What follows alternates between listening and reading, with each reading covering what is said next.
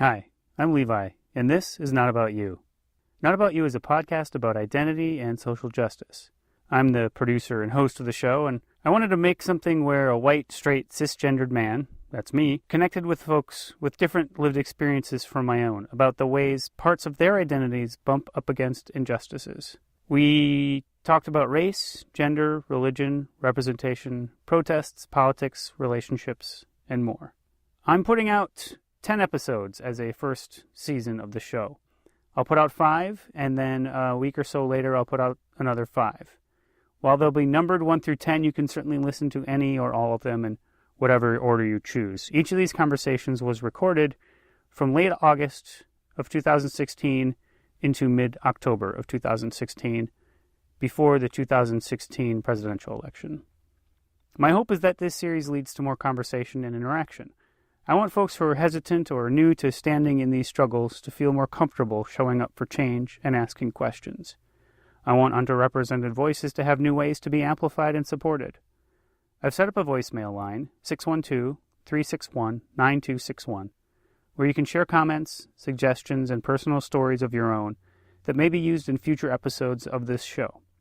If you tell me which episode you're responding to, that will help me make follow-up episodes with voicemail responses. Call 612-361-9261 with your questions, comments, or stories. And other than that, you can respond on all the social media channels. I hope you'll listen with an open mind and an open heart. I know I've made a lot of mistakes in these conversations, and I'll make more to come. And I welcome you to join me as I try to learn and grow. This is not about you.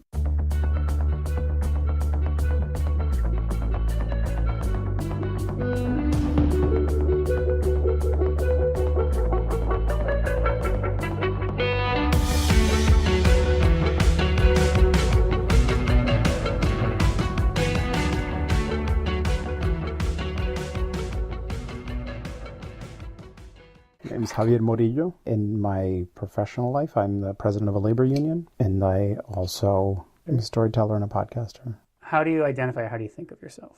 I think how I would be described by other people is I'm Puerto Rican, I'm gay, I'm a labor leader. But you're not always thinking, look how Puerto Rican, gay, and labor leader-y I am. I have a hard time actually with that question. How do you identify? Yeah, because Tell me why. What have I done wrong already? No. I'm actually just like grappling with this right now. Is I think I don't feel like most often I don't feel like I am identifying as anything, or rather, like that feels like an act, not an essential thing. And part of how I've both lived my life, and I think how I sort of view the world is that we are a series of our actions, not of like core truths.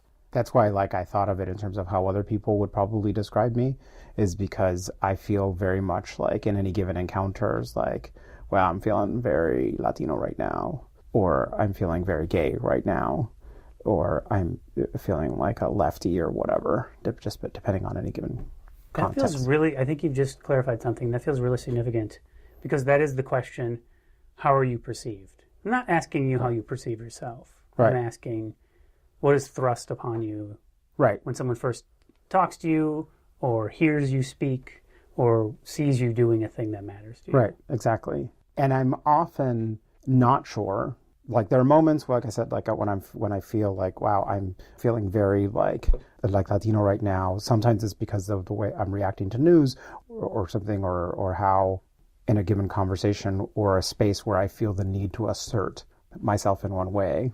But then there are other times when I'm just not sure how people perceive me. But I also don't think about it that much, don't really sweat it, don't care. Does that mean then sometimes it pops back up because somebody has sort of reminded you that you're put in a different bucket? And it is a bucket. Or when someone says something, this hasn't happened to me in a long time, but like when someone says, oh, I just don't think, like something like, I don't think of you when I think of Latino people. Like that's not, you're not one. Then I'm just like, oh, well, fuck you. Like, yeah. What do you mean? Like, this is what one looks like. In recent years, because I've done radio and my own podcast and things, notice, like I spent a lot of my childhood and my life trying to not sound gay. And then I remember being on, I think the first time I was on Carrie Miller's show, it's pre-recorded, and when I forgot that it was on, and I turned on the radio, and my first thought was, who's that homosexual on the radio? And then it was me. I went through this whole like sort of shame thing of thinking like, oh, I sound gay, and then thinking like, you're a grown ass man, and you are gay. What are you doing in your head that you are still trying to perform something else, or like, what's the worst thing that could happen? Someone might assume you're gay. You know what I'm saying? Yeah, I mean, it's big. It was a complete mindfuck. So that is something that I have thought about a lot. Is it just really actually just making peace with how my voice sounds, and realizing that sometimes I sound to other people very gay, and that's just because I am. Right. And that's fine. And so there's baggage around gay voice. Totally. And even what that means. Right. But also it sounds like what you're kind of articulating is it's an aspect of you not getting to decide how you're defined. Right. Or I think I reacted to it in that way, or before, it was like that, like, why are you assuming anything about me? But then, that's a very young reaction that is still pretty closeted, I think. And then just at my age now, just thinking like, who cares? Like, someone might assume the correct thing. Right. They could also meet your partner. Right. They're just that would seem pretty gay too. Yeah. Or right. At this point, just Google my ass. So I asked you if you had like a specific question you deal with all the time. Mm-hmm. And you, because you are an overachiever, you've gone to elite schools, you've raised in the ranks of things you've pursued. You, of course, had multiple questions that are in your mind. Just to... Not because I went to elite schools. No, but it's all part of that overachiever quality that you have. I have 3 questions. Why not Levi? do more? If one is fine, then you'll bring more to the table. So I'm curious if we can start with Puerto Rico. Okay. Not that that's where you started, because I happen to know you started in Panama because you and I just worked on a project that involved me learning every detail of your past. Yes, you know me better than most. It's true. And I'm going to just share little dirty secrets as we go. Yes. I was born in Panama. Yeah. But you already mentioned the idea of people saying they don't think of you when they think Latino. I've heard that. It's been a long time since I've heard that. But now because I'm in Minnesota and have been now for many years, I think that is just something that seems to be in the forefront of how I am perceived. And because I'm the leader of a union of janitors and security officers, janitors, about over 4,000 janitors, and by far the largest group are Latinos.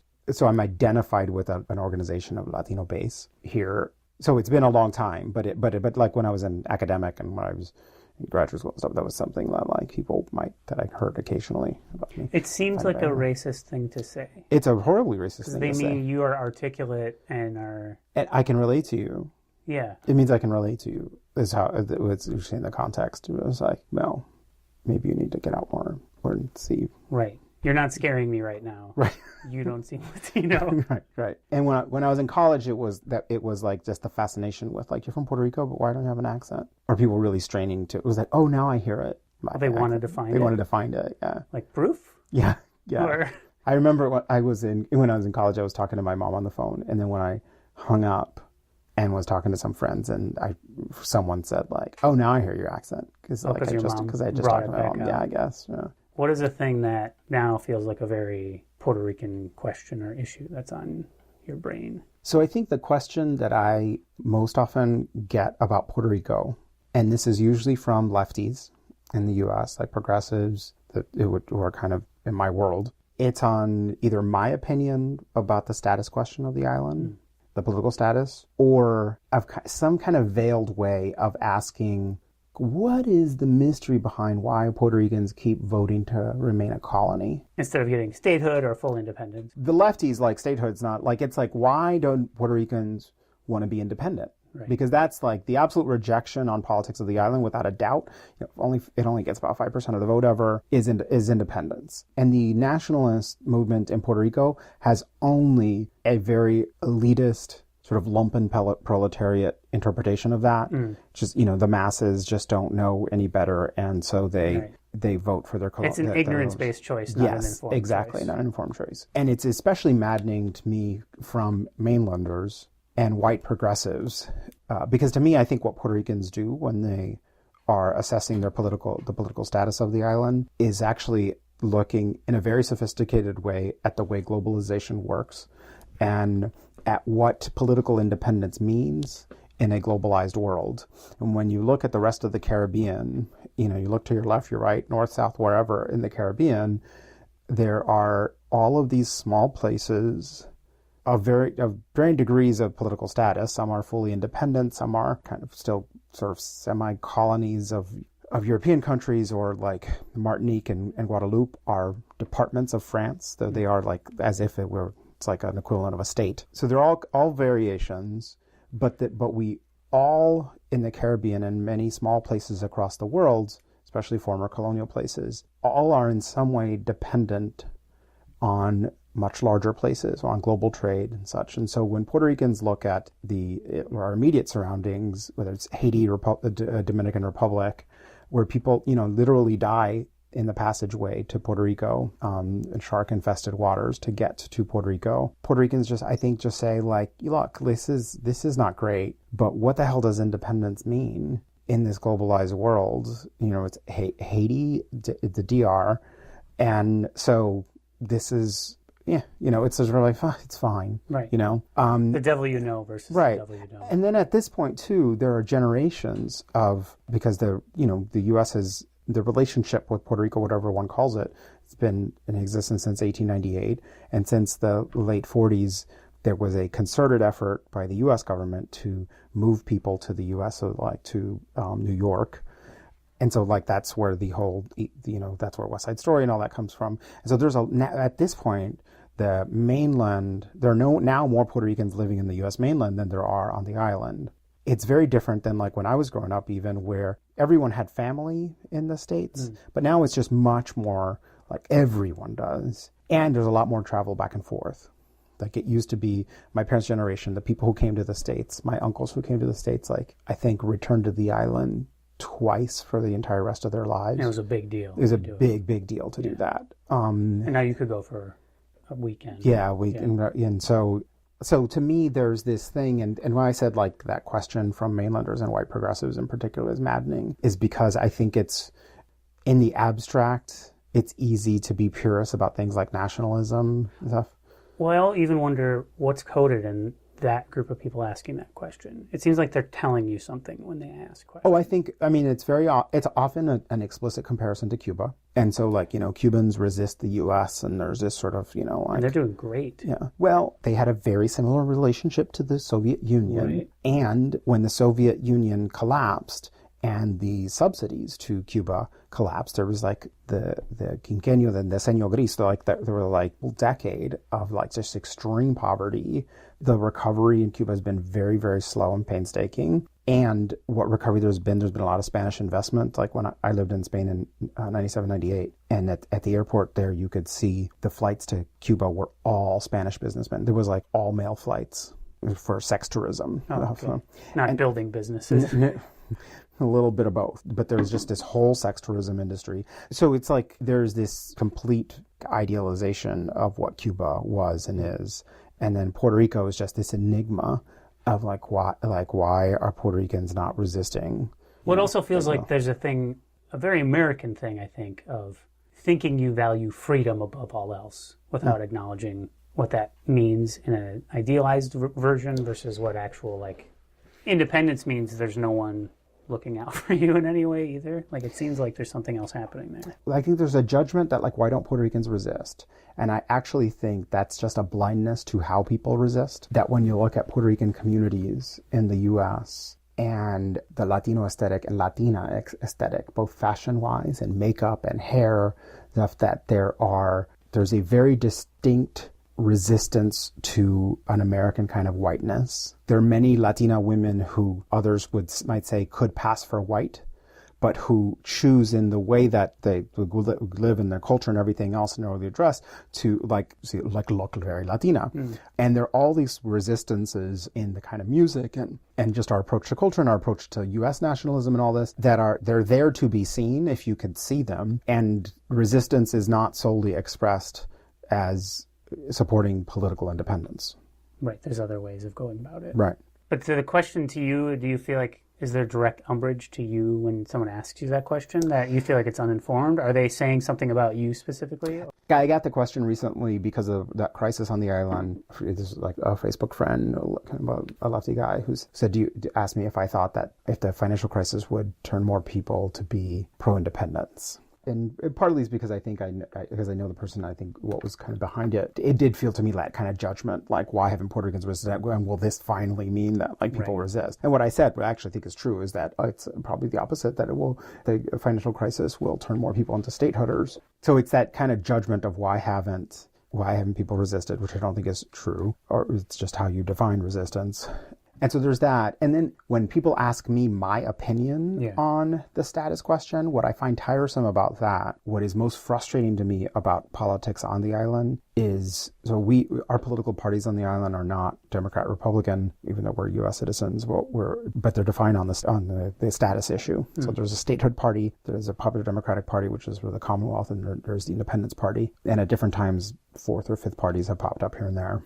Is this racist? That's going to be a question. I wanted you to say it's shirts versus skins. That's what I wanted you to have the answer be. But I think that's because I still just picture beach. Yeah.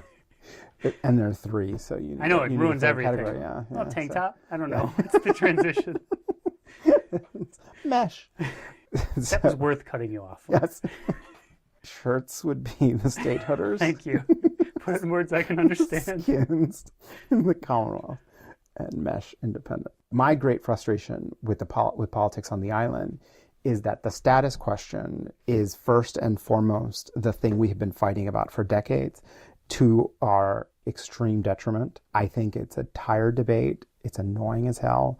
And it keeps people we don't have parties that are focused on education, even on the economy. Like right now, the financial crisis in Puerto Rico is due to hedge fund managers out of the U.S., out of New York, extremely rich people, the same small group of men who profited off the financial crises in Argentina and in Greece. Literally, they bought up Puerto Rican debt, betting on the island's inability to pay for it so that they could then pressure the U.S. government, which they did successfully, to have, in bipartisan fashion, basically create a commission to pay back debt that was illegally incurred and all. I know this. It's a global story of financial capital doing everything it can for purposes of their own greed and literally betting on the misery of the Puerto Rican people. And so that, to me, absolutely transcends the status question. I wish we had a movement on the island on that, and instead we have parties that are focused on what status you agree with.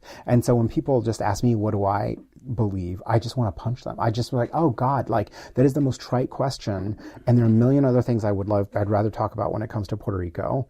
I mean, and that's how it felt for a long time. And now what I honestly feel, especially in the lefty circles, pressed on an answer for what status I believe in for the island, I would say I'm a radical statehooder now. I went through, when I was younger, nationalist and independence. I think the idea of Puerto Rico being independent is crazy. People don't want it, A.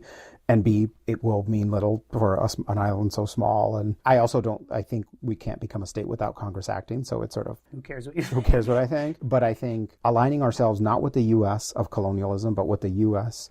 of the anti-slavery movement, the U.S. of the civil rights movement, the U.S. of the women's suffrage movement, the U.S. of like the progressive movement generally, that is the world that we see ourselves coming into. That to me is like my vision for political status of the island. Sounds exciting. Yeah, and impossible. Most exciting things are hopeful. Let's make a clunky transition into gay stuff. Gay stuff. That's exactly how I was going to phrase it. Well, I could go cruder. Yeah, I know. I've heard. Well, I think you already articulated really nicely. There seems like so much tension around gay voice and what it means for identity. But I'm really curious about how your gayness is thrown at you, or what parts of it are. What's your gay issue? What is my gay issue? What is your gay issue? I mean, I think so there's two different. One is like how does gayness come up in my life thrown at me, and then what is the question that I find kind of annoying. Like it's two different things. So the way gayness, the way I feel at moments when they're like, oh, wow, I feel really gay right now, is in my professional context. When people allow themselves to make assumptions about my partner and me that I think they would not make for straight people, or that if they did, there'd be more, especially in progressive circles, there'd be a little more backlash. To give you an example, my partner is the chief of staff at the mayor of Minneapolis, and I've had at different moments, because of the political work that I do as part of the union and just more generally in progressive politics, have worked on issues in the city of Minneapolis on legislation and stuff. And at one point had to have a conversation with someone who I respect, who worked in city government, who had been saying to people that I knew that in this particular issue that we were working on, that I was representing the mayor and not myself. Sure. And I said to this person, sort of listed council members, and it was like, if any of these women, if any of us were saying that they were just doing their husband's bidding, we would all be rightly appalled. And so, like, people just need to do me the respect of assuming that I am representing myself. And so it comes up when last fall, when there was a big scheduling ordinance debate in the city, the Republican law firm that Downtown Council and the Restaurant Association hired to fight that ordinance, suddenly all of their communication started including a lot about me and my personal life, and you and my partner, and like right-wing radios talking to me about me by name and who my partner is and all this. And I think it all made it sound a lot more sinister, right? Just like, oh, he's in a relationship with the mayor's chief of staff, and so there's sort of undue influence. And I think it sounded darker to people, because we're a gay couple. And back when Pointergate happened, that became KSTP's theory for the whole thing, was that I had masterminded it in order to help my partner and the mayor. I had masterminded this whole online backlash to KSTP. So it wasn't their racist coverage. Yeah, the only reason there was backlash because there was no story. It's because I control the internet. It was their sort of thing, and so they should know what you would actually do if you controlled the internet. It would just be memes. It'd be a lot more fun place. And the reporter put in, like, they're not called FOIAs in state government, but basic, FOIA requests to the city of Minneapolis, asking for all communication between the mayor's office and me during Pointergate. Like, my partner and I fax each other, like, our plans for taking over the internet or something. It was like, it was like just so bizarre. Like, in their heads, they had this idea. Yeah, you guys send each other's memos. Yes, exactly. It's about my typewriter. Yeah. Dear John Stiles. From the desk of. Yes. So things like that, where I think that if we were a straight married couple, it's not that the stuff wouldn't come up, but I think I think people would be more careful. I don't know if that makes sense. They would know they're doing something inappropriate. Whereas now they're like, what? Yeah, it's just like, it's used as this way, like, making it all look all shady and whatever. But so that's how it sort of comes into my, like, in my professional life. The question I thought of that I get is about marriage. Are you guys getting married, or when are you getting married, or are you married?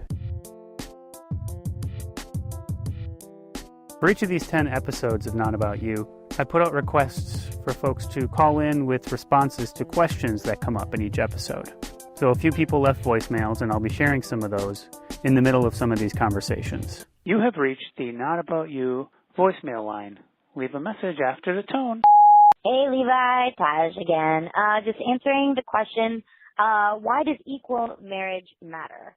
I answered this the other day. I left another voicemail, but I was so scrambled, and I left like a really long, rambly message, which I'm kind of doing again. So I'm going to keep it to the point. Keep it nice and to the point. I would say, why does it matter? Because it does. We're all equal, and it shouldn't matter who you like, male, female, other. It does not matter. I think, it's just because it does. I mean, even 50 years ago, you know what? This message is rambling again. I don't know why this is such a tricky message for me. I'm just going to say, why does equal marriage matter? Because it does. Period. End of story. Sorry I'm so rambly. I don't feel like it needs a further explanation, and that's why I'm struggling. Because duh. Because duh. The end. Bye. Hey, this is Kevin Gilbertson, and in response to when I am going to get married, my mom has also been asking me that question. Actually, the real feeling when it became legal for me to get married was not if I would get married, but the mere fact that I could. Hey Levi, it's Taj. I just left you a voicemail answering this question, but it was kind of all over the place, but I've regrouped my thoughts and I would like to try that again. The question is, why does equal marriage matter? I'll stick with what I started with, which was because we're all people that deserve to have the same rights as everyone else, regardless of our gender and who we are interested in. It shouldn't matter. It honest to goodness seems silly to me that it's even a question. I know maybe that's terrible, but it does.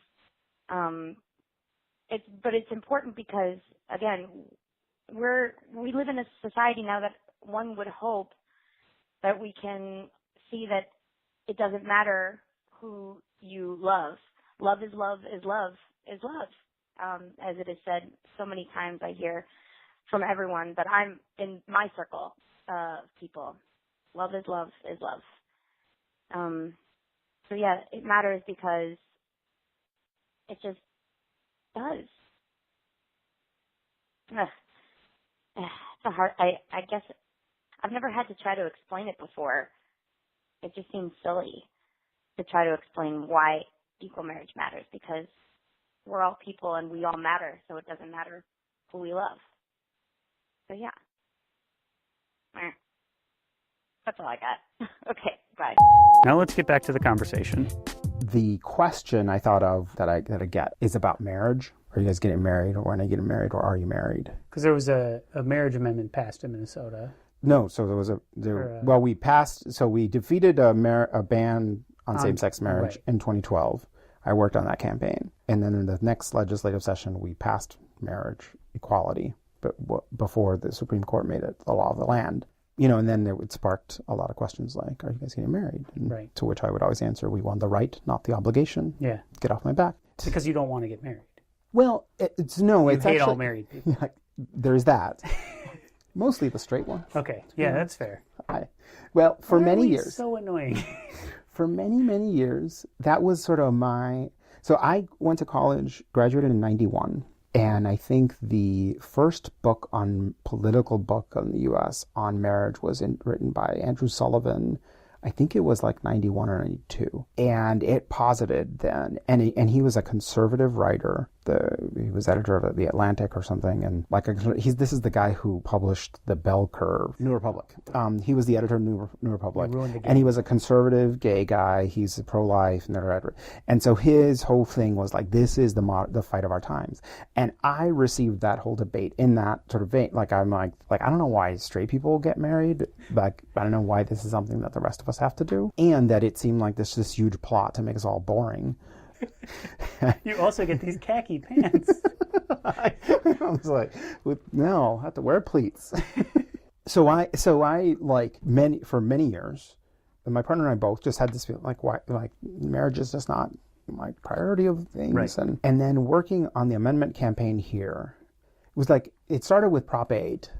Like, there's nothing like people spending millions of dollars to write into a constitution that you can't do something. You're like, that a lot of people can do. Already. Yeah, and that when it was just like, fuck you, like this is like that's and then the campaign here to defeat the amendment, meeting so many couples for whom marriage did mean a lot, and realizing just how that I had accidentally inhabited the same judgment that I criticized in society, just about just because couldn't possibly imagine why would anyone do that, and that I was judging people and not seeing that there's for a lot of people an inherent value in everything from a ceremony that celebrates your relationship to just a formalized partnership and a societal recognition, and that even if that was not for me, that it was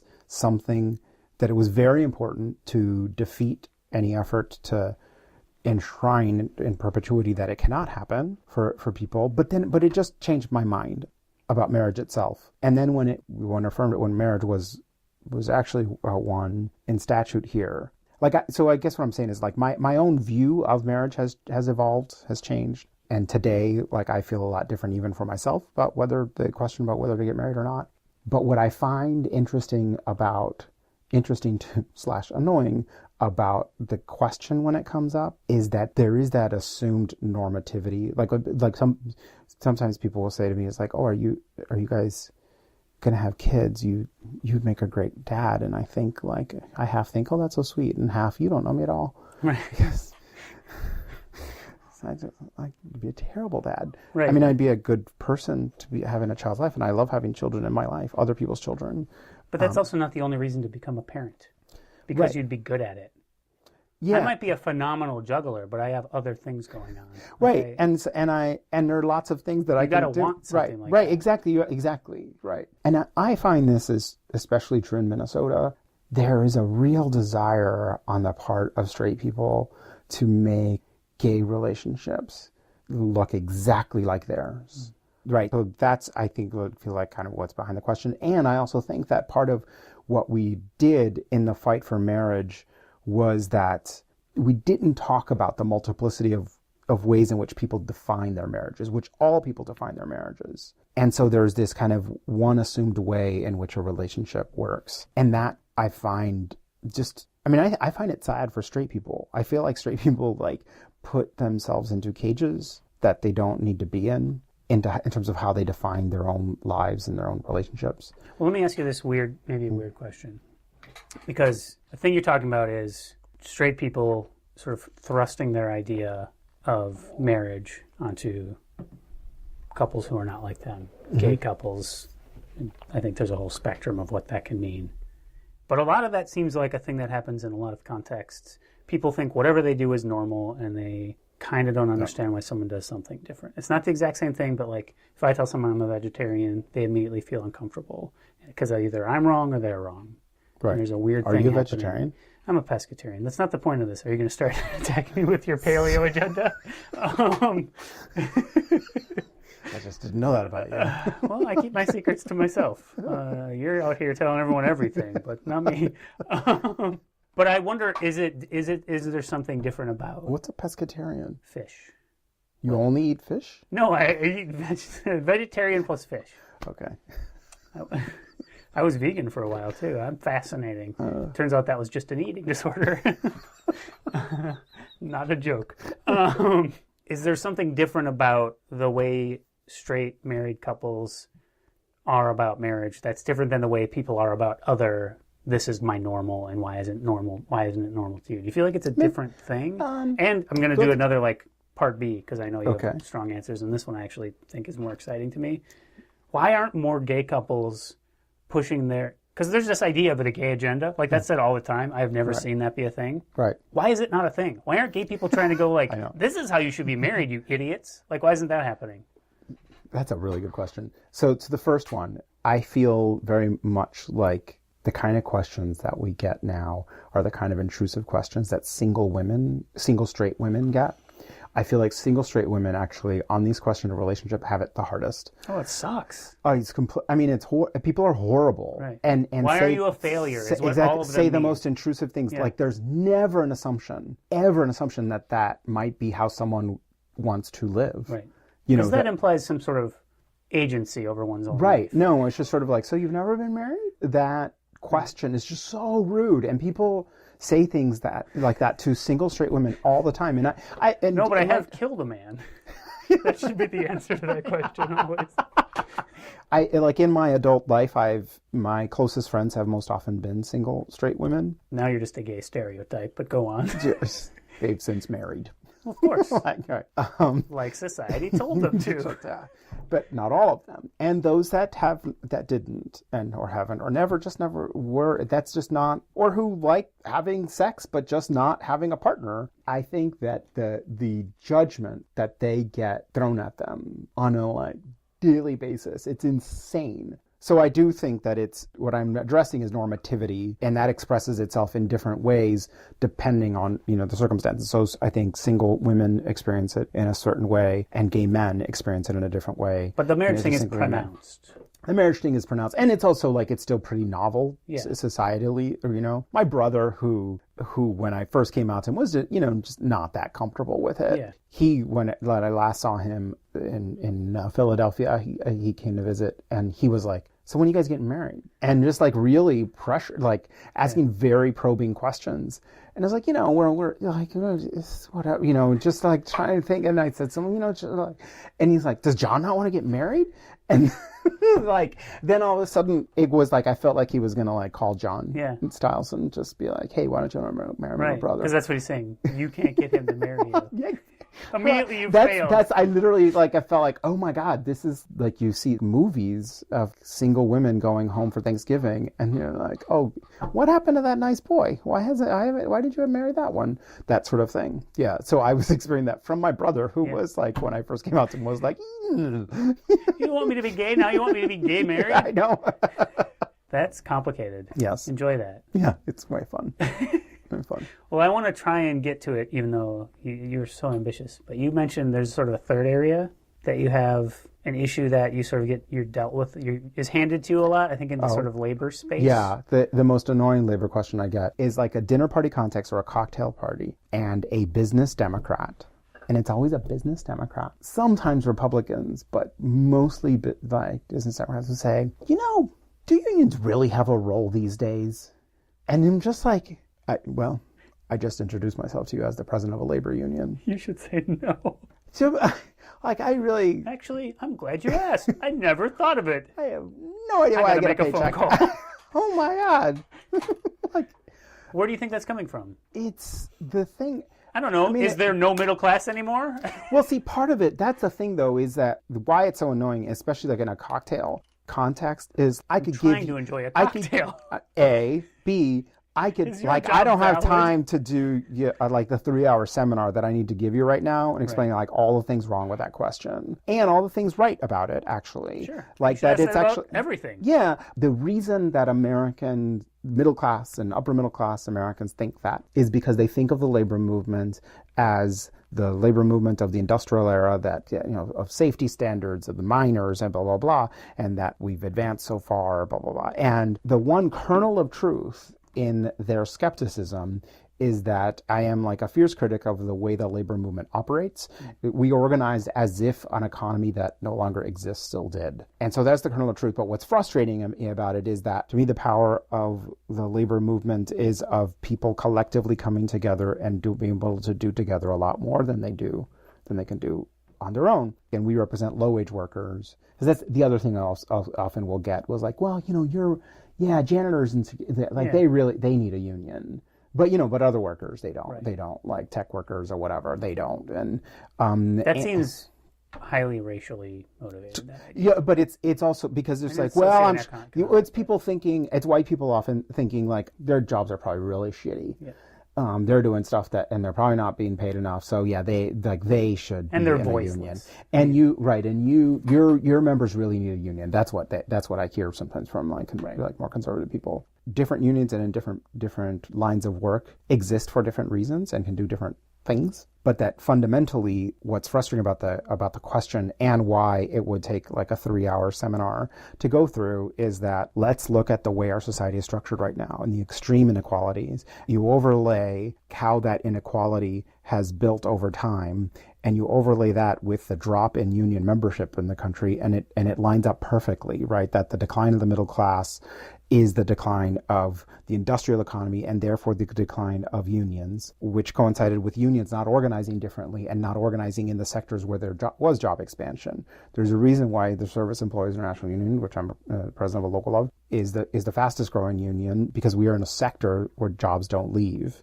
They're service jobs. To me, the fundamental frustration with the question gets to the heart of like how difficult our job is right now in social justice, that the economy is so... how the economy works and how it's hurting people, I think to so many people is just so confusing, and people don't have an analysis of the what's and the whys and then the how to fix it. So things are just sort of feel natural to people. So like when CEO pay just sounds to people like, well, you go to Wharton Business School, you do all this stuff, like you deserve to get paid. 500% more than Right. But then when you say, look at that, we are actually the exception in the world on the gap between CEO pay and workers' pay. The ratio's insane. There's no other industrialized democracy with anywhere close to it. That's just a meritocracy, Javier. Yeah. Or they not. all earn that. It has nothing to do with where they were born, who their parents were. Yeah, or anything like that. Yeah. So when someone asks you, I mean, to me, that's just an offensive question because it's literally saying to a doctor, do we need doctors? Yeah, well, that's the other thing, right? I mean, the fundamental thing is like when someone says that to me, when I'm like literally in the context, I mean, the reason they think of it is because I've just been introduced to them or introduced myself as a labor leader. And like, I just could never imagine if someone said to me, I'm a painter. It was like, really? You spend your life painting? Right. That seems like a waste of time. Right. It's to me, it's the same thing as if you meet someone who's just like, hey, you're a fucking waste of space, right? Yeah, like, that's what you're saying. Like, yeah, why? But somehow it sounds inquisitive. Yeah. But they don't care. They don't want to know your answer. Right. Because if you start talking about it, then they're like, great, this angry gay Puerto Rican is yelling at me. One thing I want to get at a little bit from you is you fit in a bunch of buckets that are underrepresented voices. Being a person with brown skin, we can go into Puerto Rico and go into Latino, but just brown skin. You have a underrepresentation politically, socioeconomically. Like you have that and you own that space. Same thing with homosexuality. Like that is underrepresented, still dangerous for you to be in certain places just based on that. The labor union thing, I don't know what that, I mean, it definitely is viewed by a lot of people as like an outdated thing. So like you have all these things that you were born into, you've worked your way into, it's part of sort of the fabric of your life. But I am curious how you think of the ways that you have privilege or advantages in the world where you live and work. But I mean, I could answer that two different ways. One, I have privilege and I went to a very elite university and went to Yale University. I went as a financial aid kid and all this, but I have a degree. And there are, I know that there are things in my life that have happened subsequently, or people just like in a resume see that and like, oh, you must be smart. Right. People sometimes will say say bad that. people went to Yale. People sometimes say that. Like, you went to Yale? Wow, you must be really smart. I mean, I don't know how to answer that. Yeah. But with a big word, hopefully. Indubitably. Yeah. But on this question of privilege, you and I met because I had this one person storytelling show in the Fringe. Mm-hmm. And I tell this story about how when I was in kindergarten, my teacher called in my mother for a parent-teacher conference to tell her that her son was willful and disobedient and did not know how to pronounce his own name. And my teacher told my mother that, like, I call him, I say Javier, he ignores me. And I remember that day, just that, like, my mother and we laughed all the way home. And I just remember the entire rest of the school year just looking at my teacher, Ms. Robinson, and thinking, like, I know more than she does. And you were 5, right? Yes, I was 5, like other kindergartners. Yeah. And I assume she was a grown-up lady. She was a grown-up just to lady. paint a picture. She's not a 7-year-old. And that was, like, the way my mother taught us to think of being Puerto Rican and being bilingual was that, like, you know 2 languages. That's better than knowing 1 language. And I think that the reason I remember that story, I think, and why it feels very formative in my life, I think it was, I don't tend to view my life. Like when I said earlier, like there are moments when I feel like, wow, I feel really gay right now. Often that's jarring because I don't tend to go through life thinking that people are reacting to me either in a racist way or in a homophobic way or in a way because I'm Puerto Rican or because I like, that's just not how I generally view the world. And so when I am smacked with it, it's always a little jarring. I think I grew up with this weird sense of almost like my double consciousness is almost one of superiority, of just like sort of, it's like, I know more than you. What's wrong with you? And what I take from that lesson of my own life is that, like, I think today there's a lot of really important conversations that young people are forging with regards to how we live in the world and how we identify and self-identify. But the thing that I've thought a lot about is this whole concept of microaggressions and safe spaces and things like that. I'd like to somehow forge a more formal way of doing this, having a conversation with younger people, especially younger people of color, on this question, because I find that, to me, I find the idea of kind of spending your day cataloging the ways in which other people are reacting to you very disempowering, and then to name them, to have this list of things that happened today, and these were all the microaggressions that happened to me today, and to, like, that seems to me to give it a lot of power, that if you slightly change your perspective and view yourself as someone who in a given situation is able to, I can see your perspective right now and my own perspective. I see myself, and I'm also seeing in what you just said to me how you are seeing me. That gives me an advantage in that conversation.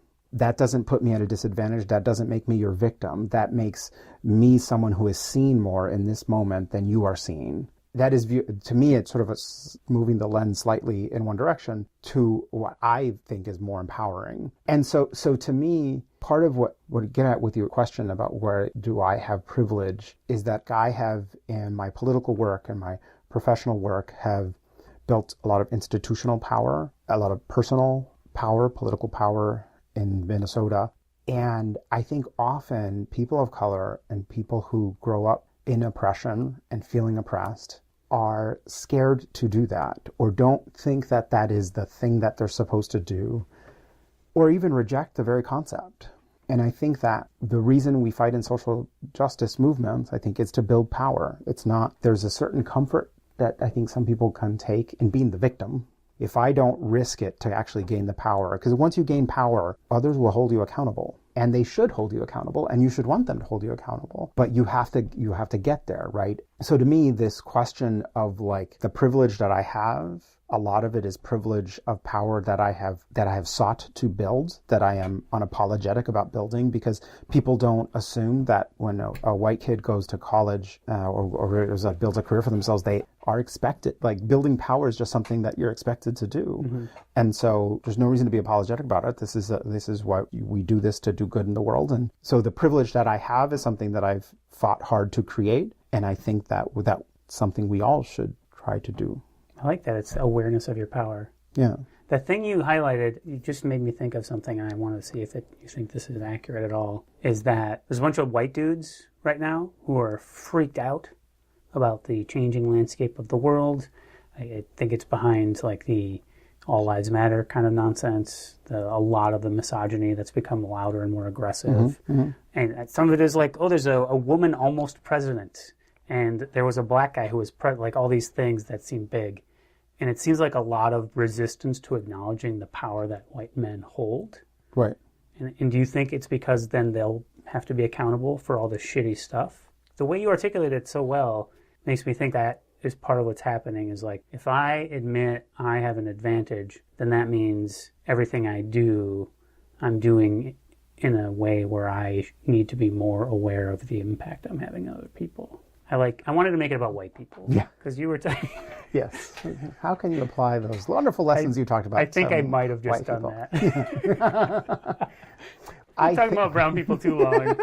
I think there are different levels of what's going on, even within white anxiety, right? I think it's different for working class white folks who want to build pipelines, for example, because like that's the line of work that they know. And then there's the anxiety of the people like the alt-right people and like the people in like Trump's campaign who are like white guys with a lot of money and power and something like, what are you so scared of? You're fine, like relax. Yeah. Like I think those are very different phenomena actually. But I think that the second group exploits the fears of the first group. I don't know, I guess I'd have to think more on kind of what are the analogy between like what I was saying in terms of like acknowledging accountability, because I actually think of what's going on with poor white folks is a frustration with society not seeing their own struggles. And I think that's real. Like after 2012 election, someone had this map of like the counties in the U.S. that voted more heavily for McCain and Romney than they had for Bush. Mm. And it was the Appalachians and places in Texas and other parts of Southwest. Like historically white poverty spots. But Appalachian particularly, and places where Appalachians had moved to. And the theory that I read, it was fascinating. And as a result of this, I started reading all this stuff and started listening to a lot of like mining music, like that old school, like labor solidarity stuff. I love that music. And that the resentments that people had from the 60s forward of affirmative action and of when we turned from being the New Deal society was very, that was like FDR had a class analysis. Like we were afraid to call it that and they were anti-communist and all that. But that was a class analysis. It did not have a race analysis, right? That period, but like black folks were kept like it was very slow. And the 60s and the civil rights movement, it was like we didn't become a society that became about both class analysis and race analysis. It was like we sort of substituted one for the other. And so you have all these poor white folks who are saying like suddenly the way we view oppression is solely through the color of the skin, not through the mining boss and versus it discounts a certain struggle. Right. So there are different kinds of power. So you're saying there's more nuance? There's more nuance to you, white people. Brush, yes, yeah.